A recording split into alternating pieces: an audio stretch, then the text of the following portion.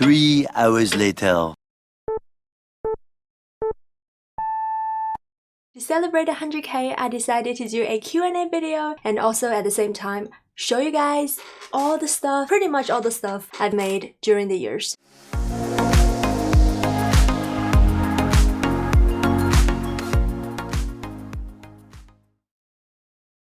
Hey guys, it's Cherilyn here. I can't believe we hit 100k. I'm honestly overwhelmed and I don't think my brain has processed this information properly yet, but I want to say a huge thank you to each and every one of you. I can't do this without you. If you didn't know this, I started streaming on Twitch at the beginning of this year, and recently I also found the courage to stream on YouTube as well because I was really hoping to connect with you guys more. We'll do one stream every 2 weeks, usually on the Saturday when I'll be posting a tutorial. But yeah, I just thought to let you guys know that. Alright, let's start the Q&A and let's see what questions you guys have.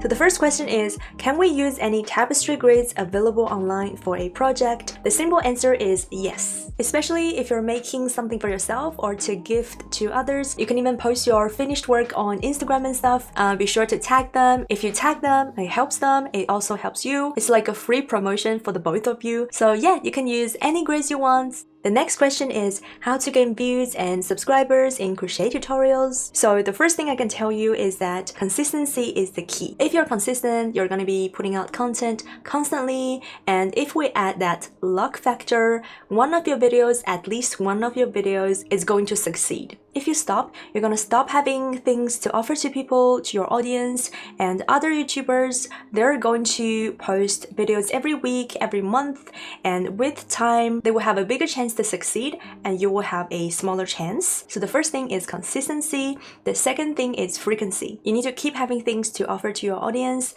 For example, if you're doing shorts or short form content, usually they don't take much time to make, so you shouldn't wait for too long before you post your next video. If it's a tutorial, it will take a week or two to make. Make sure your audience always have something of yours to watch. For that, you need to post frequent enough. And the third important thing is the quality of your content. For me, I always make sure I put my max effort into the tutorials, because if a person discovers that video and that video is of good quality, that person will be more likely to subscribe compared to if your content is not as good. So they might subscribe straight away, or at least they will check out your content and they can see other videos of yours. And if the person thinks your content is good, they're gonna subscribe. But if you put out content of bad quality, it kills the chance of anyone who discovers your videos subscribing. They probably won't even check out your page to find other videos of yours that might be good. So be sure to make the videos as good as you can. So yeah, consistency, frequency, and content quality, those are the three things that are in your control. The next thing would be learning YouTube algorithm and just wait for luck to come to you. The next question, who taught you to crochet? Who inspired you to start crocheting? I actually learned my crochet from YouTube.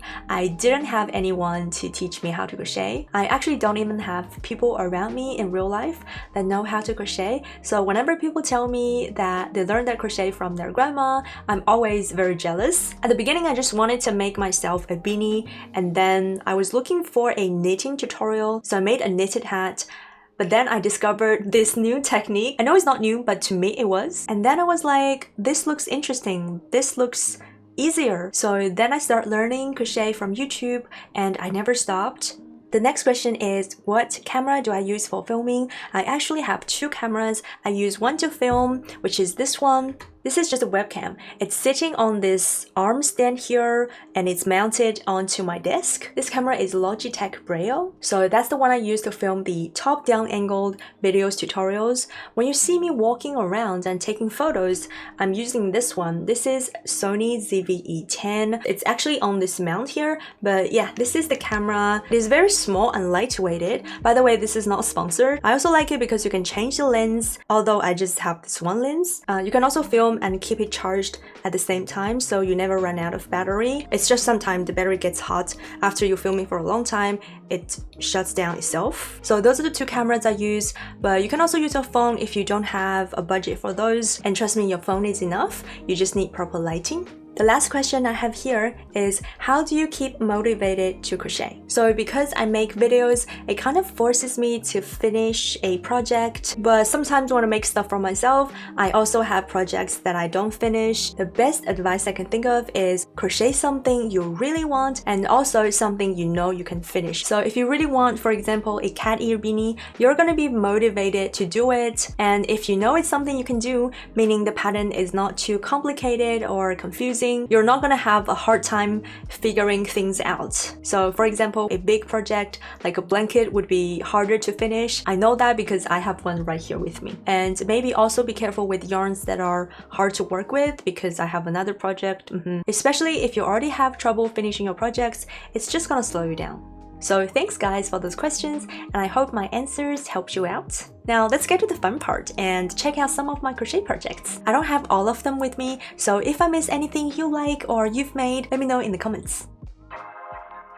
It looks like I've made a lot of hats. So this is the one you all know and love. We've got 3 million views on this, which is incredible, and the stitch is definitely beautiful. It looks like a knitted hat, but it's actually crocheted. What happened here was that I had learned a new stitch and I just wanted to use that stitch and make a knit look beanie. I have another one that looks similar to this, but it's a different stitch. That stitch is half double crochet. Seeing that stitch is more common, I would say it's easier, but it definitely doesn't look as knit look as this one.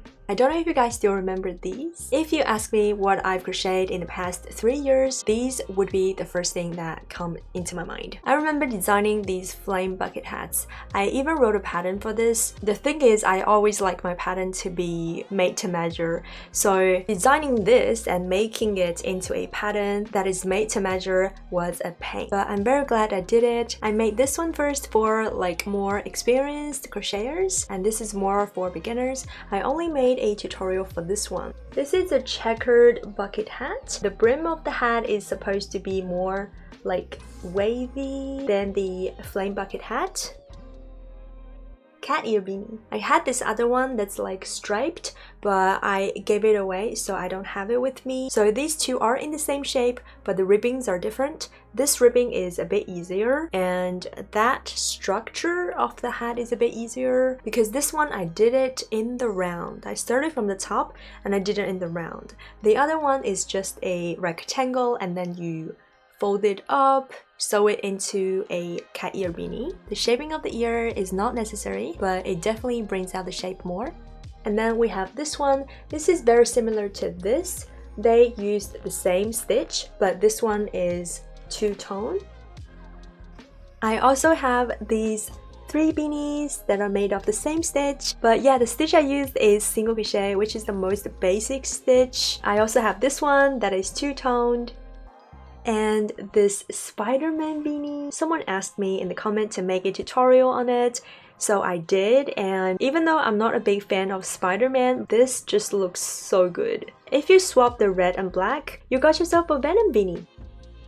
And this one, this is a bear ear flap beanie. I also have a frog themed one, so instead of bear ears, these would be frog eyes. The ears look so cute. You can also tie these straps at the bottom together. For this one specifically, I'm just really proud of the ears. I made it in the same pattern as the main part of the hat.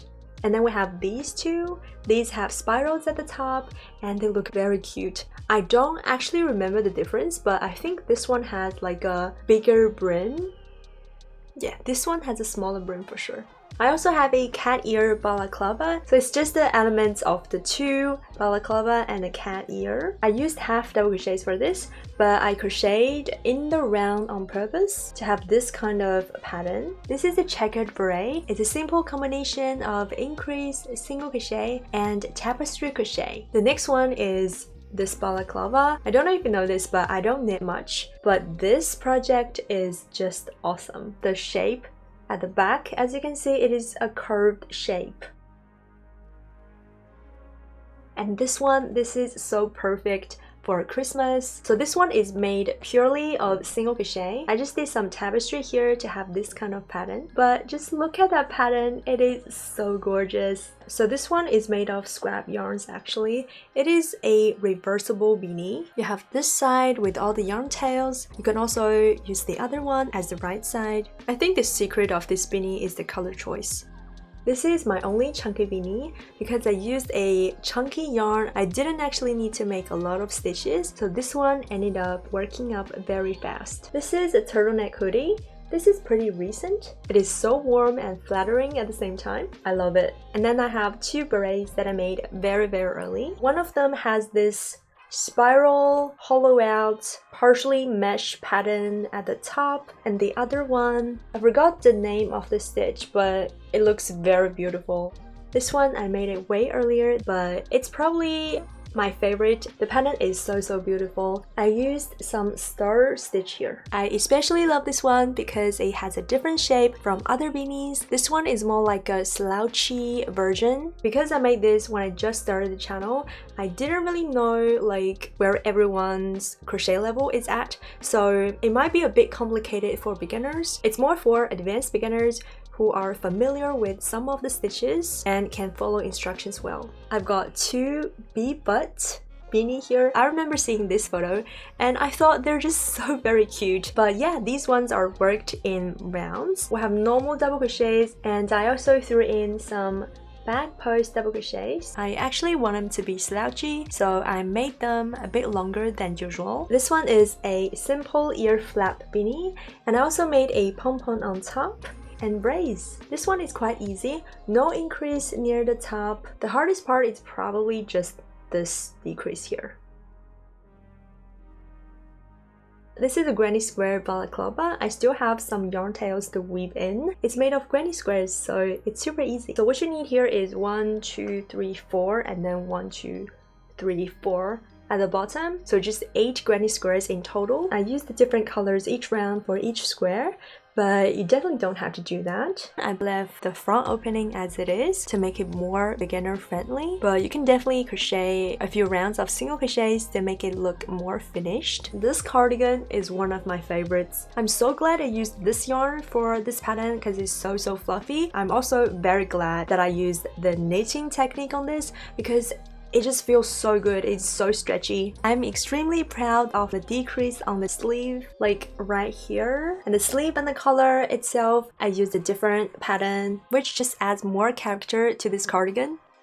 This one is raglan. I love raglan structure. So what raglan means is instead of making a front panel, back panel, 2 sleeves, we crochet in the round from the neck top down. This raglan structure has a very flattering shape near the shoulders. It is also very easy to make it fit you. The yarn I chose for this is very soft, so the sweater is just very comfortable. This one I made for Valentine's Day. I really wanted to make a sweater with this heart pattern. So again, this is just a simple combination of single crochet and color work. We have the heart pattern. We can't not have the checkered pattern. This one I used double crochets to have this type of texture, but yeah, this is just another very simple design for those who love checkered pattern. This one is a striped raglan cardigan made with mohair yarn, and because it's raglan, I was actually able to do some shaping near the neckline, which makes the cardigan very comfortable to wear.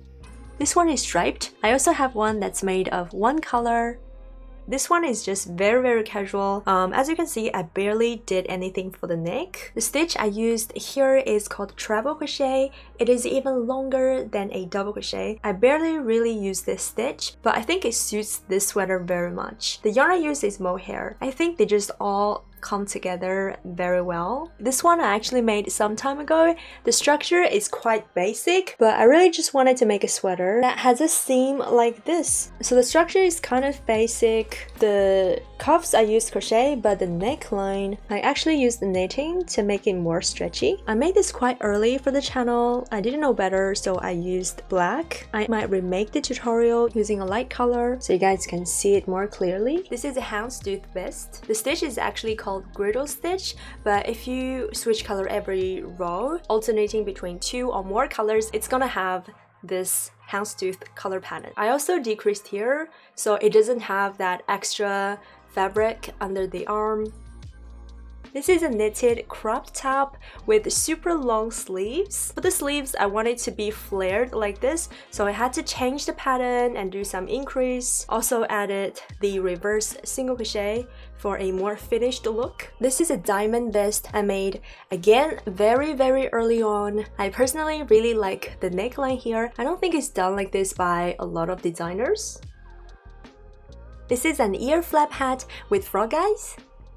I came up with the structure by myself. I didn't have any experience in making hats like this. I don't know where to start, so that was a struggle. Also, the eyes I had to frog a few times. This is another one made with a different yarn. This is probably the biggest piece I've ever made. It's a granny square cardigan.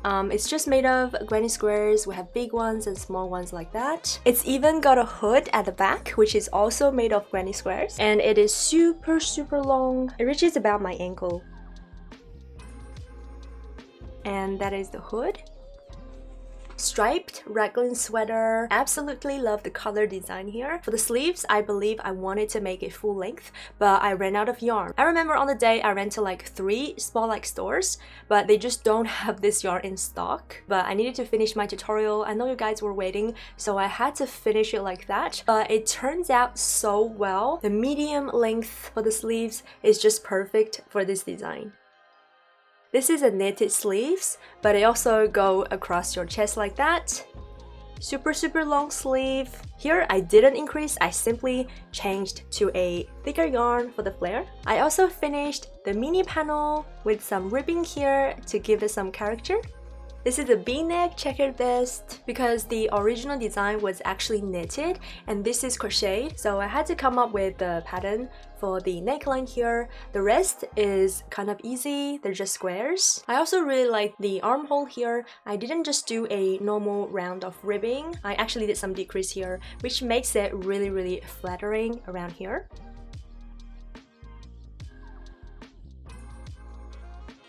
This is a checkered sweater with cool on it. You know, like how Cartman says it, but you can make it say anything. Basically, it's just made of squares. I did some shaping here for the neckline. So only these 2 squares are different, but the rest is just made of squares. This is a crochet sleeve, but it goes across your chest like that. Woohoo! It looks like this. That's the sleeves. It's really long and pretty. This is a raglan cardigan. It took me a few tries to figure out the pattern here around the neck, but I eventually did it. The neckline here is slanted like this instead of going straight down, which is very fitting for our body. Okay, this is gonna be my favorite sweater. I had to draw a chart here at the front for this yin-yang pattern and also figure out how many stitches I need to make for the sweater. And then I had to place it right in the middle here. But yeah, look at that! It is so baggy, I freaking love it. And I also made a split hem here to give it more character. And some shaping at the neckline. This is a crochet flame vest. I made this early on, so I didn't have the best yarn choice, but the fire pattern is actually the same as the bucket hat. I drew the chart and I used it for both of the projects. I gotta be honest, I feel like for this one, the neckline is definitely not the easiest. This is a top I made early on with cotton yarn. Obviously, back then I wasn't using the easiest stitch. I even used this stitch called reversed single crochet to give it a finished look. So yeah, a lot of work went to this one. This is a cardigan made of squares as well. It's inspired by J.W. Anderson sweater worn by Harry Styles, but I also used different texture here. So these are all different stitch pattern, different colors of squares. I also have this mini bag. Obviously my tension wasn't great back then. I think it might also be the yarn material. If I used nylon or cotton, I think it'll look better. But yeah, you're telling me it doesn't look cute? It's definitely very practical as well. I have my phone in there. This is a balaclava I recently made. You guys didn't really like the back of the first one I made. That one is supposed to be like a Scooty style balaclava, so it's pointy at the back. But that's like a really easy way of making that. If you want the back to be curved like this, you gotta do increase or decrease. And if that's what you prefer to do, you're looking for this one. I also made some cat ears for this. I haven't attached it. I want this project to be just by itself first. I really used the right yarn for this project as well. It is so warm and comfy. This little top is quite recent. It's a raglan structure worked in one piece, no sewing or stuff like that. I also have one that's knitted. I don't have that sweater with me anymore, but that knitted raglan sweater, I used a very different yarn to make that. That yarn is kind of like a spiral yarn, so instead of being straight like this, it will curl by itself. That yarn is very good for filling up the spaces between stitches. It makes the project very fluffy. I want to try it on a crochet project like this one day. This is a matched crochet sleeves, but I guess you can also call it a bolero. So yeah, you put it on, it looks like this. If you use a yarn that gradually changes color like this, you're gonna have this kind of effect. This is actually the only shorts I've ever crocheted, but it fits really well. This is basically made in one piece. I only start separating the legs from here. The rib is very comfy and I also have a drawstring to secure it. This is a Halloween themed bucket bag. I love this one. It is so practical. Ever since I started crocheting, I basically never stopped. I carry my whips and my yarn around all the time, so this bag is so perfect for that. It is very durable as well and really cute. This is a very cropped top with holes in front. Most of the part is knitted. I also added this very cute neck opening, and here I used a different color and did one round crochet to make the holes stand out more. But yeah, I'm gonna say this top is very unique. I don't usually make things like this. Now this one, this is a knitted dress. It has distressed stitch like this, adding more character to the dress. A different color pattern here at the waistline. I also added some increase here at the hips, so it fits my figure more. Initially, I didn't have any sleeves here. It was more like this at the shoulders, but then I added the sleeves. I want to see what it looks like with the sleeves, and it worked out well. I'm really loving the finish with the orange yarn. It just makes the whole dress pop a little more. So this vest is pretty much made with just scrap yarns. So I just gathered all my scrap yarns and I wind them up based on their colors. So we have purple, pink, yellow, and blue. And yeah, here I was experimenting with the V-neck ribbing in knitting. I was trying to learn how to make this. Instead of just connecting these two panels here together, I actually made the ribbing along the edge of the entire panel. This is the super cropped knit top. I mixed up the pattern here. So we have the normal stockinette stitch and then these ones. This is just knit every row and create some spaces in the process. I don't remember the name of the stitch, but it's definitely something I'd like to experiment more with other projects in the future. This is a simple crochet top made with mainly half double crochet. I did some decrease here at the strap, so the curve looks more gradual like that. I don't have a lot of crochet top with straps like this, so I thought I'd make one. This is a scarf I made very early on, but it's a project that definitely deserves more attention. I feel like a lot of scarves are made horizontally like that, but a design like this is very simple, but it also looks good. This is a crochet vest with Yoshi on it. Now that I look back at this project, I didn't use a really good yarn for this. Will look and feel way better with a more drapey yarn. For the Yoshi pattern, I actually used the website to draw it. I don't remember the name of the website now, but if you're interested, ask me in the comment. I have a pattern for this project.